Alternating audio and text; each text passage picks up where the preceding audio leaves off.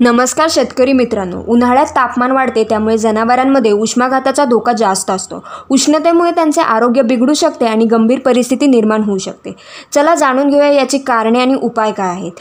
उष्माघात होण्याची कारणे काय आहेत। उन्हात जास्त वेळ राहिल्याने शरीरातील उष्णता वाढते। शरीरात पाणी कमी झाल्यास जनावरांना डिहायड्रेशन होऊ शकते। बंदिस्त आणि कमी हवेच्या जागेत असणाऱ्या जनावरांना जास्त त्रास होतो। उन्हात जास्त मेहनत केल्यास शरीराचे तापमान वाढते। मग उष्माघात होण्याची लक्षणे काय आहेत। सतत जोराने श्वास घेणे आणि जिभेला लाळ साठणे, शरीर तापमान खूप वाढणे आणि त्वचा गरम होणे, जनावरांना अशक्तपणा जाणवणे व चालण्यात अडचणी येणे, भूक न लागणे आणि कमी पाणी पिणे, आकडी येणे किंवा बेशुद्ध होणे।